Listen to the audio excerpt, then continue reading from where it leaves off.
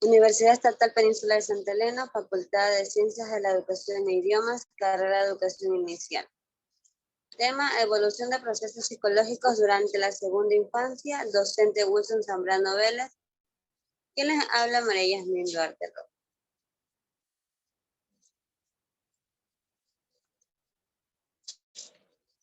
Un niño nunca dibuja lo que ve, dibuja su interpretación de ello, dibuja lo que sabe de él. Una frase motivadora de Jean Piaget. Para estos procesos evolutivos tenemos como pequeños exploradores, es decir, que el niño explora todo lo que rodea de forma relativamente autónoma, tiene curiosidad por conocer el porqué de las cosas y ante sus preguntas hay que argumentar la respuesta de forma sencilla, comprensible y lógica para que aprenda a dialogar. Entre las diferencias sexuales anatómicas, su interés por lo que se distingue de los niños del sexo opuesto está motivado exclusivamente por la curiosidad, y una vez satisfecha, tanto niñas como niños suelen olvidarse del tema. También tenemos sobre las relaciones afectivas. El niño ya se relaciona con sus hermanos y otras personas de la familia que se convierten en compañeros de juegos de sí. Tienen su misma edad, de otra manera también se amplía el círculo afectivo primario del niño. En la creatividad tenemos que es la actividad fantástica a través de la fabulación o la lectura de cuentos, contribuye al desarrollo de su pensamiento. Es normal que a veces los pequeños confundan la realidad con la fantasía. El egocentrismo es el niño que solo percibe el mundo a través de sus propios ojos, todavía no es capaz de ponerse en el lugar de los demás, y una perspectiva que se adquiere progresivamente durante el proceso de maduración cognitiva. En la socialización tenemos como la etapa preescolar facilita las relaciones sociales, además las nuevas figuras de adultos que coordinan la convivencia de los niños en la guardería. Les empuja a seguir en las primeras normas sociales. En el control de las necesidades fisiológicas, este es un avance importante en la autonomía del niño. No se le debe regañar si el control del interés se retrasa ni por pequeños accidentes, ya que puede sentir frustración e inseguridad. En esta etapa, también llamada segunda infancia o niñez intermedia, es considerada como de relativa tranquilidad. Si se compara con los vertiginosos cambios acaecidos en los 6 primeros años de vida y los que están por llegar en la adolescencia, el cuerpo crece a un ritmo lento pero estable, influido por factores genéticos y ambientales, que también tienen lugar progresos, adquieren una gran habilidad para controlar sus propios cuerpos y van dominando nuevas habilidades a medida que crecen. Desarrollo físico en esta etapa, o sea, es un poco más lento y regular, sin prisa pero sin pausa. En general, a los 10 años, un niño pesa en torno a unos 30 kilogramos y mide unos 135 a 140 centímetros. El grado y la velocidad de crecimiento varía según los genes. La nutrición y el género también es una parte de los cambios físicos más relevantes. Tienen que ver con las proporciones corporales, el perímetro craneal y el de la cintura. La longitud de las piernas disminuye con relación a la altura total del cuerpo. En el desarrollo motor de las habilidades motoras, la coordinación de ambos lados del cuerpo y la ejecución de actividades complejas mejoran por efecto de diversos factores, tales como la maduración neurológica de las estructuras cerebrales. Esto no quiere decir que es fundamentalmente del cuerpo calloso. El proceso de mielinización, que permite conexiones más rápidas, la práctica y la motivación. Gracias a estos factores, a partir de los 6 años, son capaces de aprender fácilmente a montar en bicicleta, patinar, nadar, saltar, jugar fútbol, practicar gimnasia rítmica, etc. Lo mismo sucede con las destrezas relacionadas con la motricidad fina, donde se produce una mejora en la capacidad de manejar objetos, apretarse los botones, dibujar, pintar y escribir. Es decir, que las manos se utilizan con un mayor control y precisión. En el desarrollo cognitivo en la segunda infancia, el cerebro funciona más rápido y de forma más automática. Los niños manejan la información de un modo cada vez más justificado. Es decir, que entre los 6 a 10 años se produce un incremento de la actividad de las regiones frontales. El desarrollo de la corteza prefrontal produce una mejoría gradual en la capacidad de resolver problemas y mejora las capacidades atencionales del niño, que es capaz de centrar la atención en la tarea que realiza y mantenerla. Durante un tiempo, a pesar de posibles distracciones, hacer una pausa para pensar antes de actuar y esperar su turno. Está capacitado para dirigir su mente hacia todo aquello que lo motive a aprender y a lo que los adultos estén motivados a enseñar. En la memoria de largo plazo es casi limitada al final de la segunda infancia, porque a partir de los 7 años los niños comienzan a utilizar de manera espontánea estrategias de memoria. El entrenamiento de este tipo de estrategias ha demostrado su utilidad en la mejora del rendimiento escolar. Es decir, que el uso de las imágenes mentales es útil para los niños de edad avanzada, mientras que las estrategias de elaboración y asociación son más beneficiosas para los más pequeños. Según Schneider 2004, también se produce una mejora progresiva de las capacidades de la memoria de trabajo, lo que permite realizar tanto cálculos mentales como sumar, restar con la necesidad de anotar en un papel. Entre los 6 y 12 años se producen cambios significativos en el desarrollo cognitivo, social y emocional del niño. Estos avances se traducen en una mejor y más realista comprensión de las emociones, una integración más cabal y profunda de los rasgos personales y unas amistades más sólidas e íntimas que las de la primera infancia. Un aspecto clave de esta etapa es el avance de la comprensión mentalista, aunque los niños de 4 años saben que las acciones se explican mejor en función de variables internas como los deseos y las creencias. Pocas veces los niños pequeños se paran a considerar estos aspectos ocultos. En cambio, entre los niños de 6 y 12 años son más conscientes y sensibles a los motivos que subyacen a las acciones, a lo que explica que las opiniones y los gustos de los demás tengan ahora más importante que en la etapa anterior. Es bibliografía de la exposición.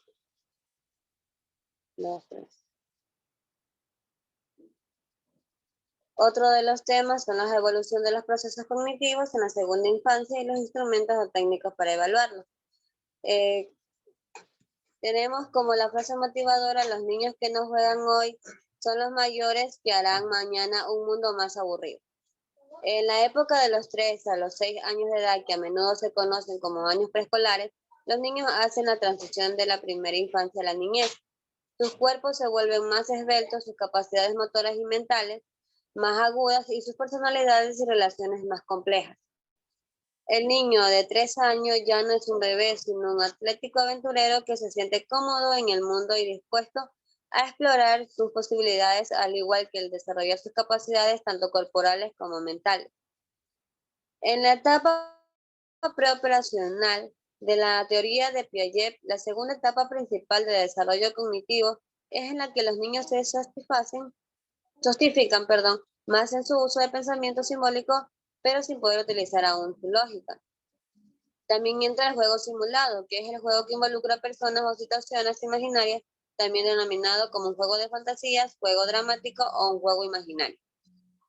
En el uso de los símbolos, los niños no requieren del contacto sensorio-motor con un objeto, persona o evento para pensar en él. La comprensión de identidades, los niños se percatan de que las alteraciones superficiales no cambian la naturaleza de las cosas. Los niños pueden imaginar que los objetos o las personas tienen propiedades diferentes a las que tienen en realidad. En la comprensión de causa y efecto, los niños no se percatan de que los sucesos tienen causas. La capacidad para clasificar los niños organiza en tanto objetos, personas y eventos en categorías significativas. También la teoría de la mente nos quiere decir que los niños se concientizan más de la actividad mental y del funcionamiento de la mente. La comprensión de números, y los niños pueden contar y manejar cantidades.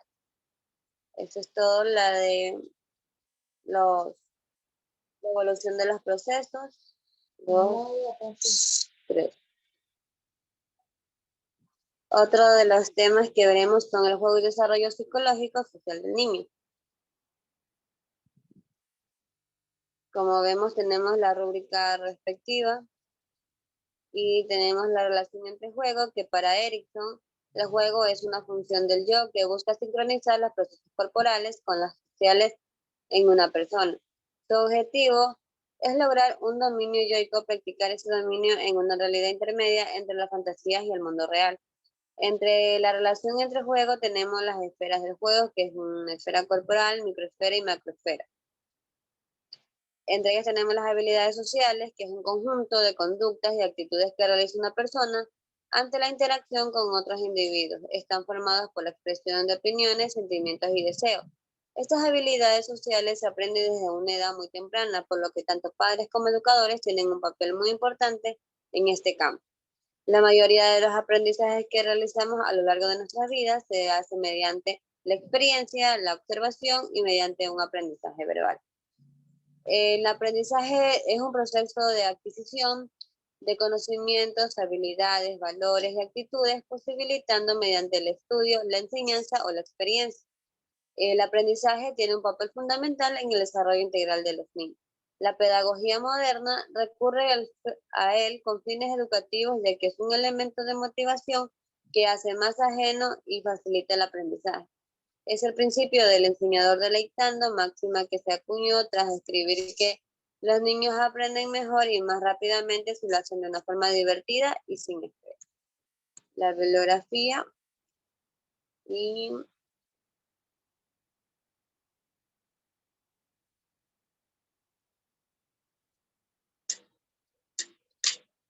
una de las infografías que tenemos sobre el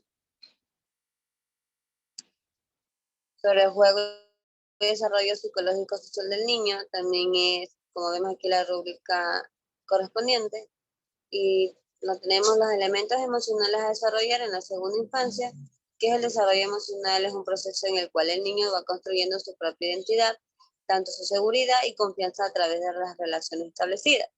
Tenemos como controlando mis emociones de enfado, de ira, disgusto, a través de un ambiente acogedor como la relajación. También por medio del juego descubro mis emociones, a través del cuento identifico las emociones y la expresión grafoplástico es un recurso pedagógico para trabajar también con las emociones. Expreso mis emociones a través de la expresión corporal. Todo esto sirve para que el niño tenga un buen desarrollo en la segunda infancia.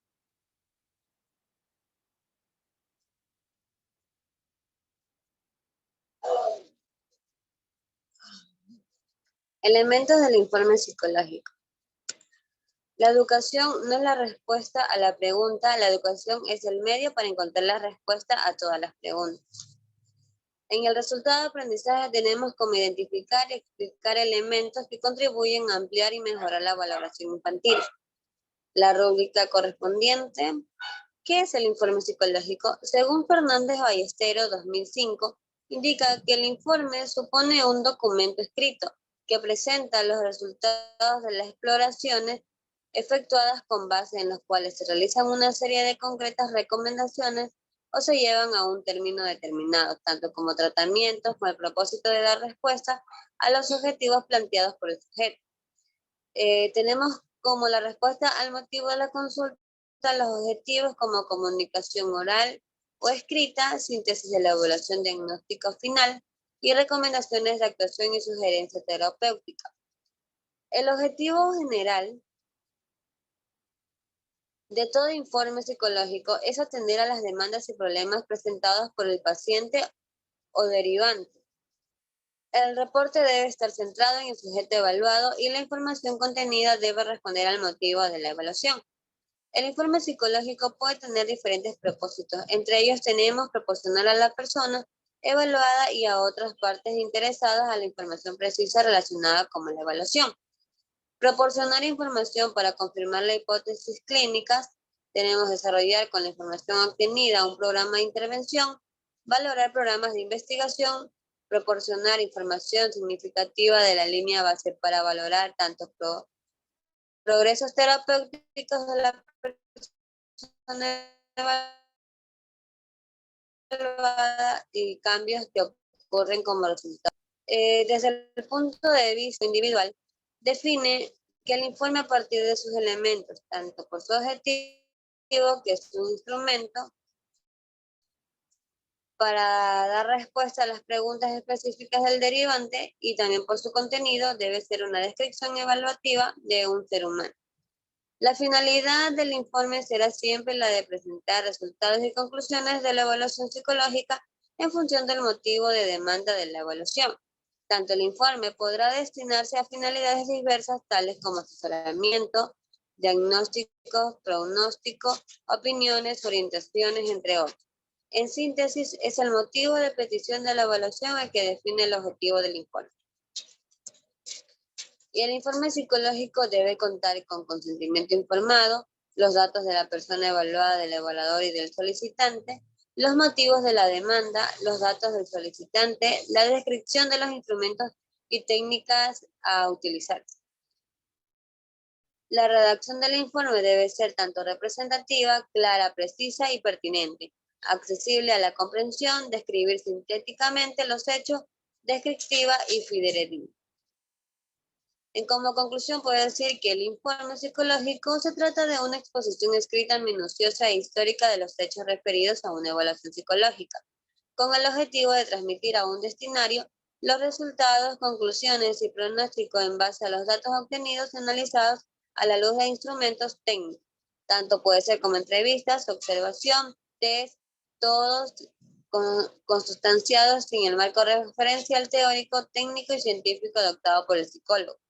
Por lo tanto, se puede concluir que el informe psicológico supone entonces ordenar los datos en función de las variables que propone un marco teórico. Así, un informe psicológico puede entenderse como la traducción a un juicio de índices producidos a partir de la organización de hechos o datos. Bibliografía.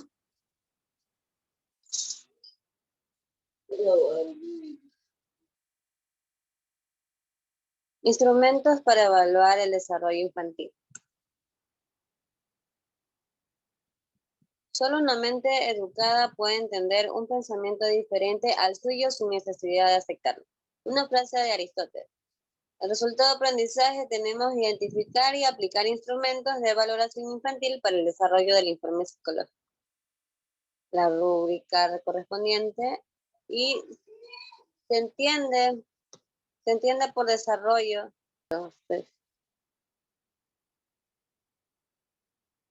Se entiende por desarrollo como un proceso de cambio individual que implica la diferenciación e integración de capacidades. Dichas capacidades se pueden organizar para ser medidas en dimensiones y subdimensiones del desarrollo, siendo las primeras aquellas generales que pueden abarcar más capacidades, como por ejemplo la dimensión del desarrollo motriz.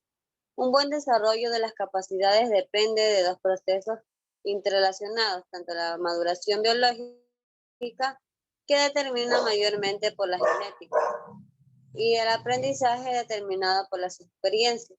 Con estas consideraciones previas en mente, podemos comprender la diversidad de instrumentos de medición del desarrollo y por lo tanto la diversidad de sus usos.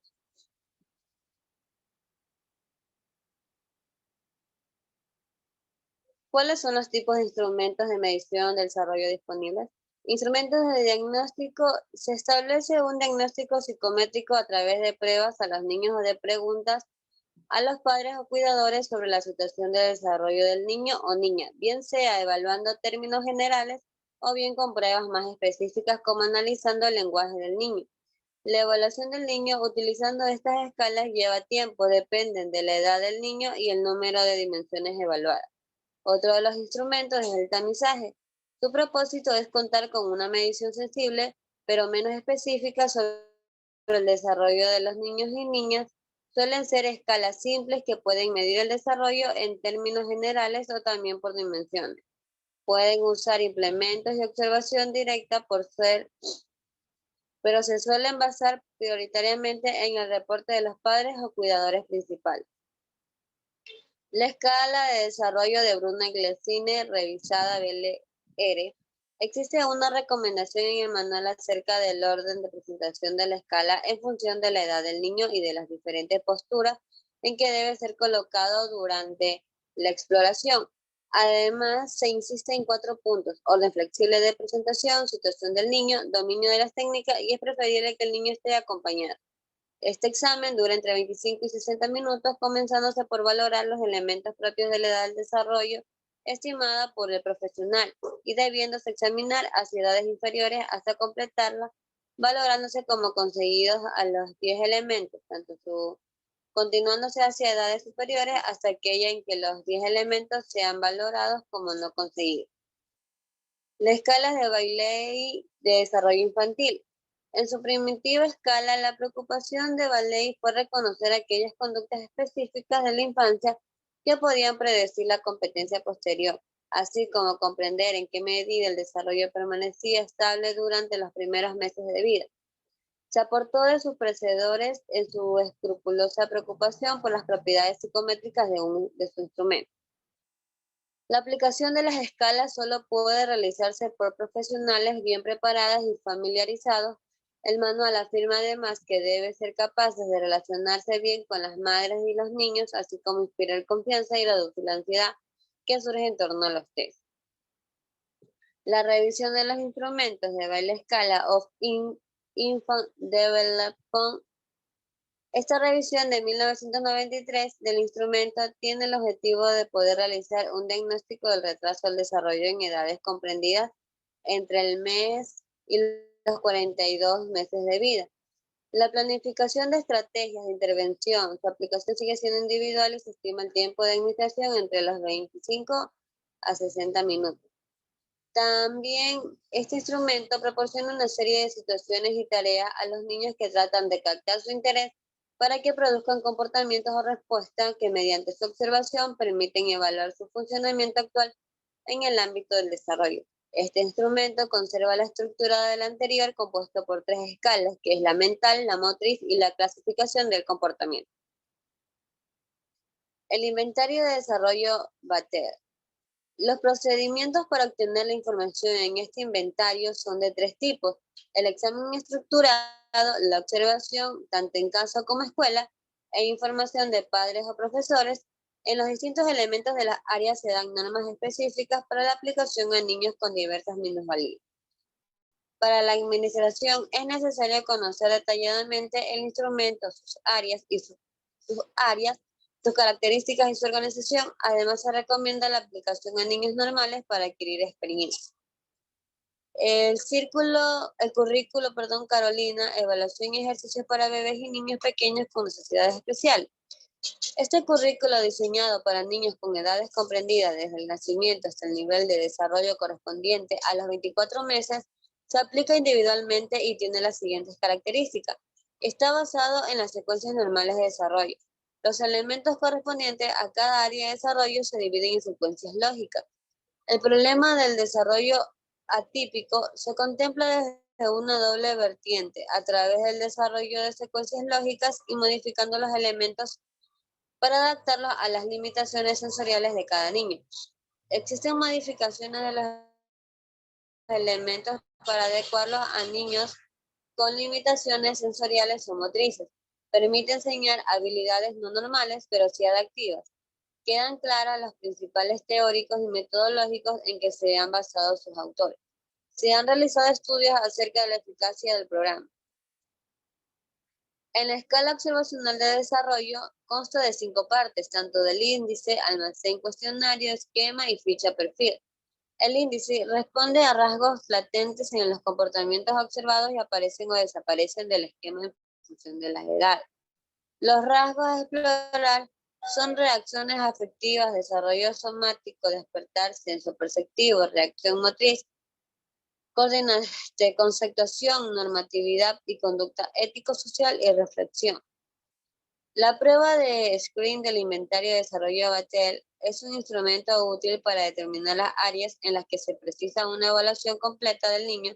Tiene su propio cuadernillo de aplicación independiente. El resto de las áreas que evalúa el instrumento y el tiempo de aplicación que se necesita oscila entre los 10 y 30 minutos y en función de la edad y las características del niño. Se comienza la aplicación en el primer elemento del área personal social correspondiente a la edad del desarrollo estimada por el niño. Si el niño se consigue 2 puntos consecutivos de dicho nivel de edad, se deben aplicar todos los elementos de dicho nivel y retroceder un nivel inferior.